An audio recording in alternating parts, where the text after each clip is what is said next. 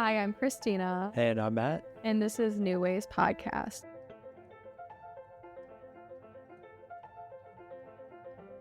So I'm going to let you take this because you said it so beautifully sitting in my front room today. What did you say? Oh, we were talking about our mission statement Yeah, for mission this. statement. And They sound so cringy they do. all the time. They do. I'm just like, that is what we want to talk about. Yeah. So that's what we're going to tell you is what we're talking about here is pretty much we wrote the synchronicity of mind, body, and spirit, which to me that literally just means we're going to talk about how everything's intertwined in a way. Like, I'm very spiritual. I'm a nurse and a life coach. Like, just how what your mind impacts your body as well as what you believe in too. Yeah. Truly. And big thing talking about life-changing habits. Oh, definitely. And also, encouraging, that positive well-being that we, discuss and talk about so much. And, as a therapist and a behaviorist, one of the biggest things is being able to, support, those individualities of, those mindsets within people and kind of help them sort of, progress forward in healthy ways that they hadn't done previously.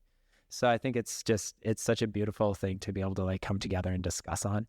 And, that's one of our biggest things for this podcast is just, finding ways to discuss all of these, sort of modalities and, spiritual, practices and healthy ways of living, and moving forward, and finding, new values and also, sort of, really contesting the old ones. Yeah. And, moving, in that, path that you see best fit. So, yeah, our goal here is pretty much when we were discussing on why we want to do it and stuff like that is we just want to help people. I can't tell you how many times we were having discussions or conversations where this needs to be said. Somebody probably needs to hear this. We needed to hear it in the moment. Yeah. So that's what we just hope you get out of this is we promise to give you genuinely who we are and we have the best intentions and we hope you get something out of this. Truly. Yes. So on that note too, we're going to run through some questions just so you guys can get to know us a little bit better and we can feel more connected and once again just know our intentions and who we are. Yeah. So the first one we have here is why did you want to start this podcast, Matt? Oh, good question. Yeah. So I would say that we wanted to start this podcast mainly because like we talked before in our mission statement, we just really found a way to be able to sort of help each other in a way and discuss all of these, new things. And you and I have very similar, but also very different backgrounds at the same time. Correct. Yeah. And so I think that was such a beautiful synchronicity. There we go. We're English, and finding those things that, made us us. And so I remember that, the first time that we really considered the idea was we were at my boyfriend's house, Sam, and we were sitting in his hot tub, the three of us. And I remember I had talked about something in mental health related that was going on with, I think a past, it was a past story of, something that had happened previously. We talked about so many things. I probably couldn't pin it, but yeah, it was probably something where I'm just been there, done that. Yeah. Let's talk about it. Let's figure it out. Let's tackle this thing head on right now. Let's go. What's your opinion? This is my opinion. How can we learn and grow from it? Truly. Yeah. And that's exactly what had happened. And I remember sitting down and just telling you the story of what had happened. And that is it. I think the conversation actually in the hot tub was us about limiting beliefs. And this is so crazy. It's kind of coming back to me.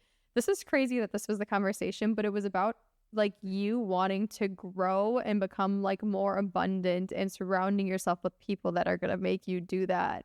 And me and Sam were both kind of talking about too, how us jumping into something new and choosing the right people to be around and situations to put ourselves in and believing in kind of the unbelievable has brought us to such great things in life. Yeah. And then me and you went back on that, comparing what we've been through in our lives. Mm-hmm. Yeah. Absolutely. And I think that that's where I was, I remember us now that you say that. We were talking about growth. Now we're right. starting to build. It's like, here we are building a podcast on growth. But that's really where it sort of really hit that mindset for me. Like, oh, this is something that's really amazing. Like I don't get a lot of people in my life who can sort of talk to me on that wavelength. Especially just because it's just hard to find people who want to create that sort of, that same mentality. Mm-hmm. And so when you had sort of discussed sort of like finding ways to like push forward and move forward and find new things, it was just really exciting. And I remember talking about I think if I remember correctly, it was also like almost like a fear aspect that I talked a little bit about, in regards to like what I'm like, well, like, while it's great to always push forward, recognizing that's not always a reality for some people too. And I just remember you had mentioning a comment of like kind of on the like the lines of like, oh, fuck it. Like you can still go and do it. Like it doesn't matter. It's like it matters, but it doesn't. Like you can still go out and achieve the things you want to do and still recognize that like you can do it within boundaries, and stuff. And even push those boundaries and stuff. I was like, oh yeah, I guess you can, and like your past doesn't define you. Exactly. Mm-hmm. And so, so, and then I remember Sam sitting there and he was like, you guys should start a podcast on this. Oh, I remember him saying that. And I automatically was like, huh? Because me, I've been wanting to do a podcast forever. Yeah. I love to talk about this kind of stuff. Like it's just naturally ingrained in me to have these conversations with strangers I meet on the street, my close friends or whatever. And it's just like, I've been through the ringer and I've found so many different tools and modalities and like people and books that have helped me so much. So I just love talking about it and sharing it with people and love finding somebody who can actually like, once again, reciprocate the energy. That's why when Sam said that, I was like, it sparked something. Yeah. And then we were talking, I'll let you go ahead and say it because you love this part, I know, but we were talking after dinner. Now we do weekly dinners too. Isn't that cute? But yes, we do. And I remember us sitting down in that kitchen and you and I, we were literally just doing dishes. Yeah. And I just remember talking to you about everything that was just mental health. I just remember discussing about like traumas and being stuck and feelings of like isolation, and you just like going off on these incredible tangents about finding these like healthy ways to sort of deal with all of this while challenging old beliefs and old I'm always that person who's going to challenge you. Yeah, no. And I'm, as a therapist, I see it a very, sort of like such a different perspective because my modality is often in treating it from a clinical perspective. Mm-hmm. But when you see it from like a life coaching perspective, how different it is than compared to seeing it from like a clinical standpoint. Yeah. And so I think it was just really cool to see that contrast and develop. And I was like, wow, this works. And I was like, you know what, do you want to try this? And you're like, yeah, sure. And then I remember just showing up, to your house. I remember I said, I'm like, where we were pretty new, like getting to know each other then. And the conversation was obviously gold. It was great. But yeah, I remember just being like, before we jumped the gun and all this, because there's been other people I've tried to do this with and it was just not, I'm like, come over, let's vibe, let's see. Yeah. And we sat on my couch and said it was supposed to be maybe like an hour. We sat on my couch for like 4 hours just talking. Yep. Yeah. Yeah. And it was literally one of like the best 4 hours. And I felt like I like found my best friend through it because of you. And it was so fun. And so, with that kind of in mind, I wanted to know, when you first met me, what was kind of your original kind of thought when you first met me? Oh my gosh. That's a hard one. Lots of thoughts, but like I can start with like the story of how I met you, obviously. Okay. Yeah. So, because the thing is like you've definitely grown on me, and like you will even say it, and nothing like you'll say you're a shy person. I am. Right? Yeah. So I remember before I even met you, of course, like I was friends with Sam. That's how we met. And Sam's like, I met this guy. He's super cute, but like also like kind of nerdy. Like we'll definitely have to work on his wardrobe a little bit. But I'm like, okay. And now he wears all my clothes back. I know, now you guys trade clothes actually. So it's hilarious. But so I just remember walking in, we were about to go on a night out and I'm definitely like all dolled up. I remember I had like my red lipstick on. I walk in, plop my butt down in Sam's chair because I'm very much at home at his place.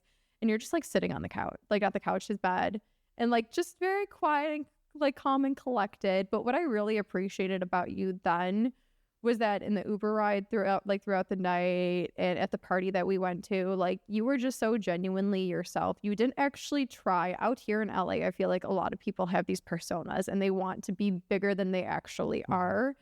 It's one thing to be a big person, but it's another thing to like pretend you're a big person just because you think that's what people want to see. And you were just genuinely yourself though. Like you weren't trying to impress anybody, or like you were just trying to get to know my friend. Yeah. And I really respected that. Also on that note too, like some of the moments that I actually found out I liked you a lot were moments you weren't even in the room. So like you Okay, weren't even there. all right. I can't remember about that one. How It's so? like, it's mostly because like you made Sam feel so secure in the beginning of your relationship that it was just, you guys have had one of the most just calm and most healthy progressing relationships I've ever seen. I know in the beginning it can be very stressful and just uneasy when you don't know, like there's not usually good communication right off the bat. A lot of times you don't know how that other person feels or where the relationship is going. You never left a moment for him to feel insecure. And all the times you were just very vocal and open and you communicated, and he'd share that with me. And I just really respected that. Like that meant the world to me because I hate seeing a friend go like through that like fringy first part of a relationship where they're like, oh, should I text them? I don't know how they feel. Like, no, you didn't. He was not like that at all. And I love that. And also too, I remember me and Sam were on a hike talking about a mutual friend, and we were definitely just like screwing around a little bit, but energy was high, emotions were flowing, and I like to consider myself a level-headed person, and I come from a very like reflective point of view and always try to be inclusive of like how the other person's feeling. But me and Sam were just beyond ourselves of what to do. Like I was being a little irrational in the moment too, because we were like, what? So he calls you and I'm like, yeah, sure, call Matt, let's see what he has to say. Like, okay, we're gonna figure this out on our own, we don't need him. You gave some of the most sound advice that actually when he hung up the phone, I was like dumbfounded. I was like, what did he just say? Like, huh? And we actually applied it and it was so nice. And I just want to say, I really respect that you didn't bring yourself down to our like chaotic level. You said it exactly how you wanted to say it. And it was just from a very logical standpoint. And I don't get those types of responses from people in situations a lot. Most of the time I do enjoy hearing other people's advice, but yours was one I was like actually thrown off by. So that's when I realized like what a gem you kind of were. And in that sense too, like from there on out, it's only been like free flowing conversation and growth and like love and support. So you're just fabulous. No, Come on, we know you. this. Oh, thank you so much. I mean, I know how I can kind of be, but like, what's your perspective, I guess, on when you met me? Yeah, when I first met you was really that day that you had also said yourself when we went to that party, and I remember you walking in and you just being this like huge ball of energy and light in ways I was like, oh my God, like it was just something that I had not quite seen in someone in honestly a very long time. Mm-hmm. And it was so refreshing. And it was so beautiful to see. And it was something that was so different because, I myself wasn't probably in like the greatest place, and I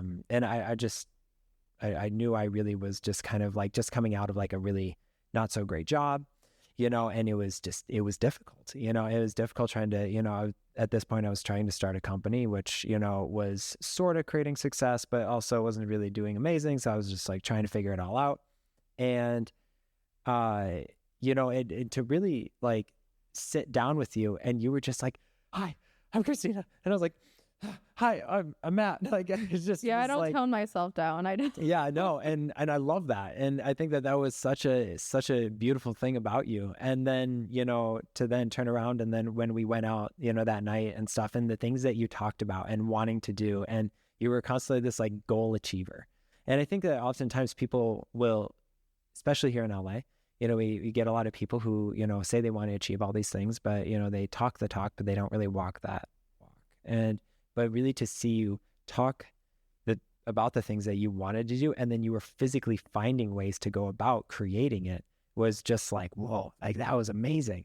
In regards to, I know your life coaching and then, traveling to Bali and then doing all these incredible trips and like finding ways to find yourself and using all of these like new and like kind of new fun ways of sort of creating individuality and health within yourself was like, okay, you're a breath of fresh air. This is fun.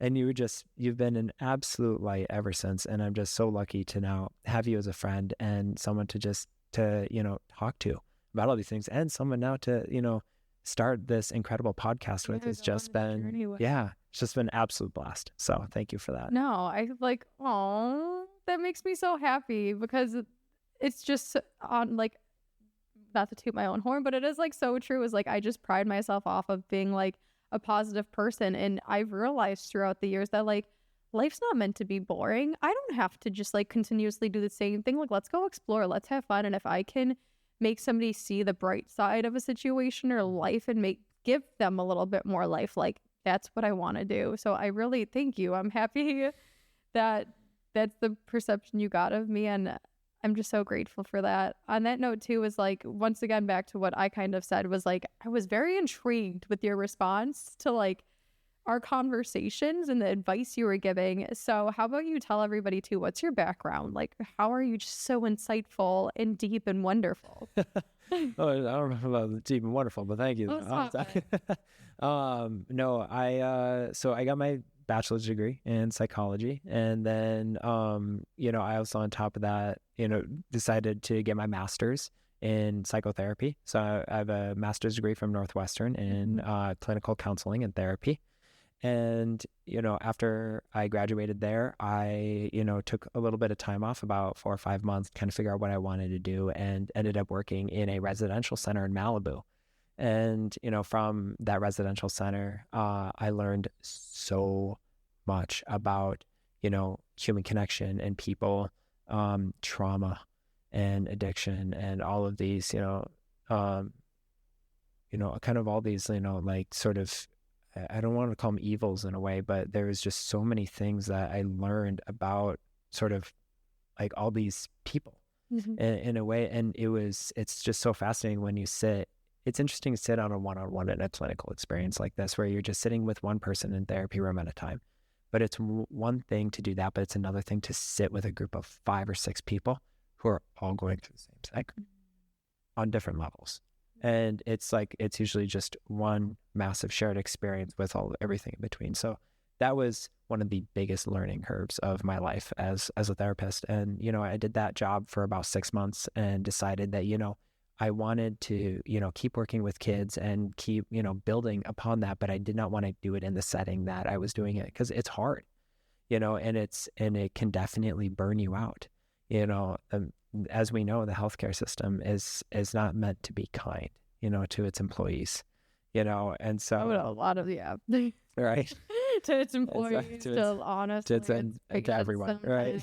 Everything, right? And to your medical bills, nothing. Okay, continue. Truly, no, yeah, but it's so true. And so I was like, you know, the only way I know that I'm going to be able to keep doing this, you know, and you know, keep doing the work that I want to do in this industry and take it as far as I wanted to go, I needed to start my own thing. And so I ended up being able to start my own behavioral health company called Cognitive Edge, which really focuses on working with kids and teens and even young adults who are really just really struggling sort of with, you know, the inner workings of just everyday life.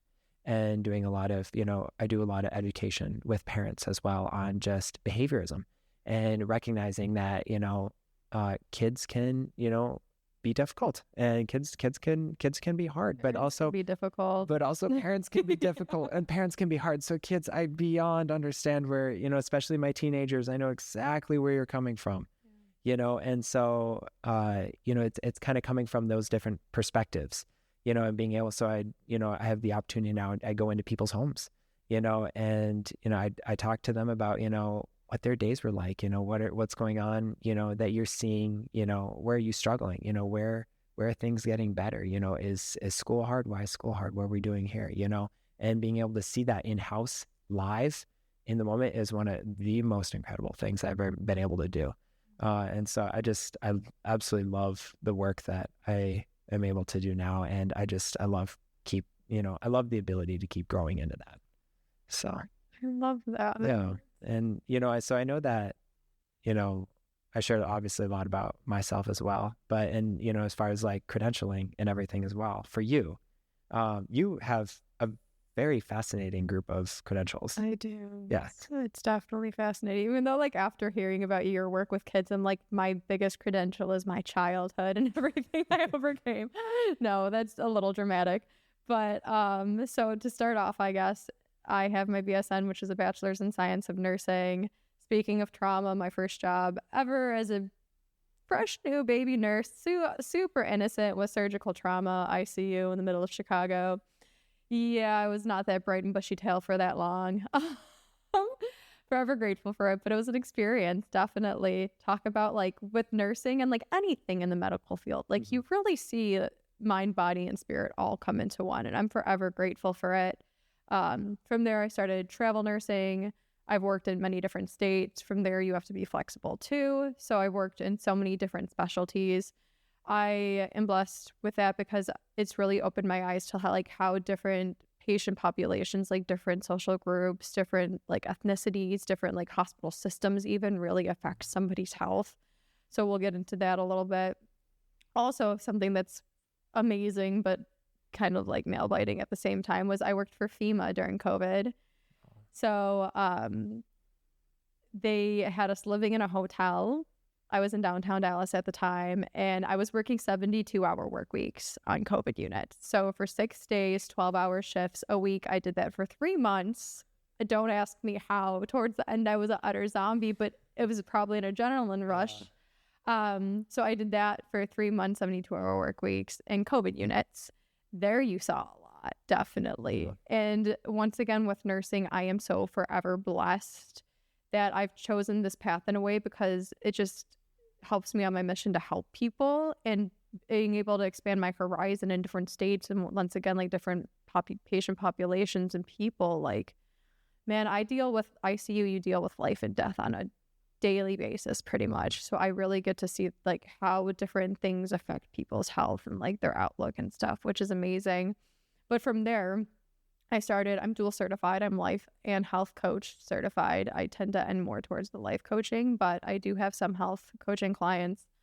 And the reason why I chose to do that is because I was really just passionate about getting to people before they ended up in my hospital bed, before they were like clinically depressed. Once again, I'm a believer that like you can be happy and healthy. And unfortunately, I just feel like so many people in this world are misinformed and uneducated, not because their own fault. Sometimes these things just aren't readily available, or like you think the government makes it like obvious that things are healthy for you, but they don't. So that's just one of my goals, is to like really inform people and show them the bright side of how to advocate for themselves and just be the happiest, healthiest version of themselves. And then also too, like I said earlier on that note, like my biggest like credential, if you want to say, I feel like, is just the shit that I've been through. Like you've heard a little bit about my past. Like I've definitely have not had the easiest in quotations, like childhood growing up, like some traumatic events. Like I stayed in a super long relationship, and you're going to hear some of the stories and just be like, what? And I've found ways to bring myself out of the gutter and be this like happy person that's in front of you today. But it wasn't easy. I can't tell you how many times I just like wish there was one magic book that, or like podcast that I could listen to that would help me, So like I've read all the books, I've done all the different tools. I like done yoga, meditation, like I said, the books, like, and essentially went through one heartbreak after another to make myself whole again. Yeah. So that's why that's my credentials. I guess. No, that's beautifully said. Yeah. So I'm super excited for this podcast and where it goes. And on that note too, like I said, my biggest learning experiences have been my experiences in life, right? So is there anything that really set the tone for you on like this journey that you're on? Like what was one life-changing moment? Yeah, I think the biggest thing for me was, at the end of the day, I learned to just say fuck it and just move forward. And I think that even though it kind of seems a little brash and hard, it really was sort of the foundation for being able to do anything and since I've been, since 21. I really, I had also previously been in not great relationships where I was actually living in Chicago as well, and yeah, Okay. No, I do. And Chicago is a very near dear place to my heart as well for a variety of reasons. Yeah. But I just knew that I was like, I knew if I wanted to grow as a person, it wasn't going to be there.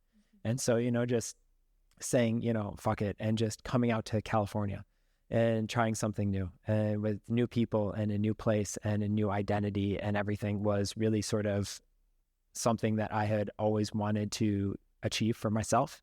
And, been able to, also kind of go with the flow when it doesn't quite go that way. And you're like, okay, sounds good. We'll just figure it out and we'll just move forward. It's a great way to look at things. Yeah. That was like, I'm just going to figure it out. I tell people all the time, like, I'm still here. Yeah. Like, I'm breathing. Yeah. I'm good. I'm good. Like, we're here. We're on this beautiful earth. Like, Yep. Okay. Absolutely. That sucked. Whatever. We move on. We learn. Yes. Yeah. No, and so that being said, I know that we've obviously talked a lot about how, sort of the different tones can often impact our life and our life choices. So what were some of the things that sort of set that tone for your life and changing like your life perspective and choices? So I'll start with the one where you said where it's just like, fuck it. Yeah. Like that's something that I firmly believe, or like for a lesser like drastic term, I guess you can say, like, it is what it is. Yeah. Like that's something that I've really just adapted, and like, what can I change now? So there's been plenty of times where like I've been that person just broken, laying in bed, like laying on the floor, and been like, what am I gonna do? Regardless if it's broken or it's just I feel lost at the time, I'm just like, what the fuck? And like, you actually kind of know when you just take that space for yourself and just listen to yourself, regardless of what everybody else is telling you, or like regardless what seems logical, is listening to yourself and your intuition. That's been the most life-changing thing for me. Is like, when I decided to go to nursing school, I was waiting for a boat in Greece with my family. Never had any desire to, nobody in my family's in the medical field. I was just like, this seems like a good idea. And it has been. It's brought me here today. When I like finally had the same 50th fight with like my ex, and I was sitting there, nothing new, like the same feeling I felt many times. Finally, I was like, you know what? It's just time to go. Yeah. And like, that's what's brought me here. That screw it. I'm going to go to a state by myself that I don't know anybody, and just, it's brought all this beautiful things to me. So I really think harnessing my intuition was one of them. Yeah. Second one was realizing that like you have the capability to do things. And my interest for psych got sparked when I was like 7 years old, alone in my bedroom, and I felt like nobody loved me and I had no friends due to like circumstances that were going on in my life. I took things, I said, screw it then, I guess, at the age of 7. And I'm like, I'm going to pull out my laptop and Google how to make friends. And like, that was a pivotal moment in my life, because it's like at the age of 7, I learned about confidence. Yeah. Just from like the internet. It was Cosmopolitan magazine. I'm sure there meant confidence in many other ways, but I took it as like, be who you are and just go out there and show people and try. And like at the age of 7 years old is like sparked my interest in like human interaction and like psychology and stuff like that. So I had to throw that out because I remember that. And I was like, what? It's just stuck with me to that day. I'm like, it's clear as day, the vision in my head.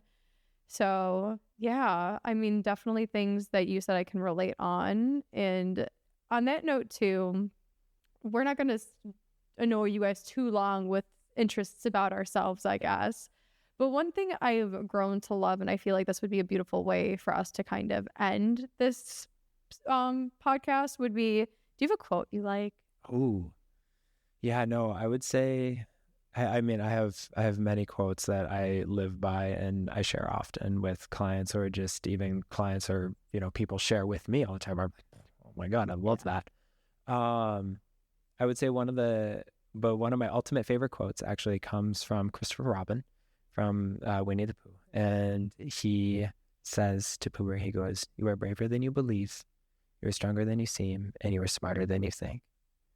And I think that quote sits so well, and with all the things that we talk about, in our everyday lives. But it's something that's really helped me sort of fuel my own imagination and my own growth. And I recognize that in those moments, I am, braver than I believe. I'm strong. I got this. I know I'm going to be okay.